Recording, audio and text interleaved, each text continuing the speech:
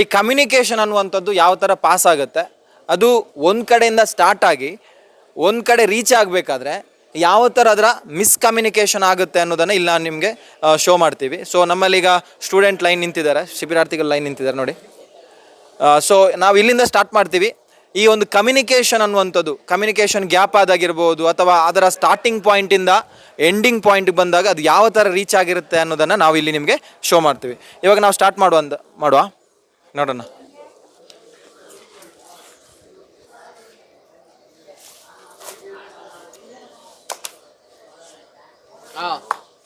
Wait ಸಕ್ಕತ್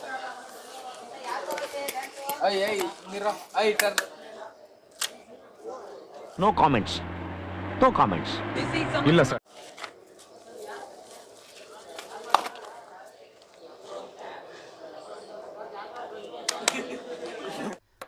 ಅಲ್ಲಲ್ಲಲ್ಲಲ್ಲಲ್ಲಲ್ಲ ಇಲ್ಲ ಒಂದೇ ಸಲ ನಿಮ್ಗೆ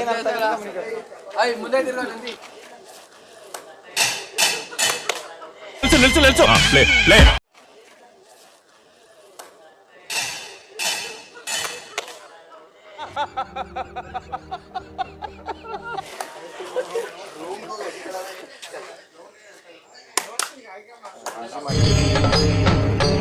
ಇದೆ. ಇಲ್ಲೊಂದು ಸಮಸ್ಯೆ ಖಂಡಿತ ಇದೆ.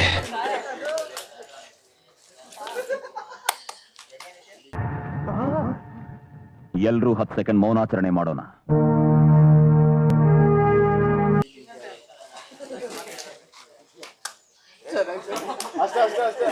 ನಮಗೆಲ್ಲ ಗೊತ್ತಾಗೋಯ್ತು.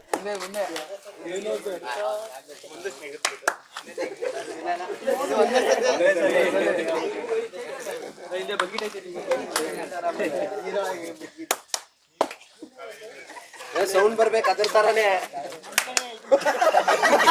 ಬರೀ ಇಂಥದೆಯ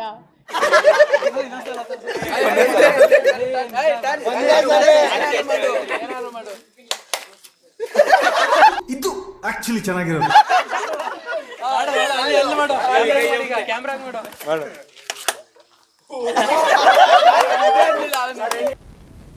ಎಂಥ ಒಳ್ಳೆ ಮಕ್ಕಳಿಗೆ ಜನ್ಮ ಕೊಟ್ಟೆ. ಒಂದೊಂದು ಮುತ್ತು ಕಡೆ ತಪಸ್ಸು ಮಾಡಿ ಪಡಿಬೇಕಿಂತ. ಆಕ್ಚುಲಿ ನಾನು ಕೊಟ್ಟಿರೋದೇನೋ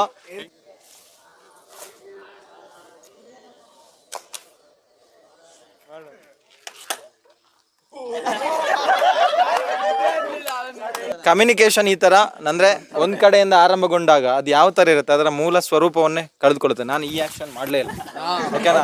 ಅದು ಇಲ್ಲಿಂದ ಬ್ರೇಕ್ ಆಯಿತು. ಸೊ ನಮ್ಮ ಲೈಫಲ್ಲಿ ಕೂಡ ಅಷ್ಟೇ, ನಾವು ಒಬ್ಬರ ಮಾತಿಗೆ ಕಿವಿ ಆಗೋಕ್ಕಿಂತ ಮೊದಲು ಅದರ ಸತ್ಯಾಸತ್ಯತೆನ ಅರಿತುಕೊಳ್ಬೇಕನ್ನೋದು ಇದರ ಒಂದು ಉದ್ದೇಶ. ಗೊತ್ತಾಯ್ತಾ?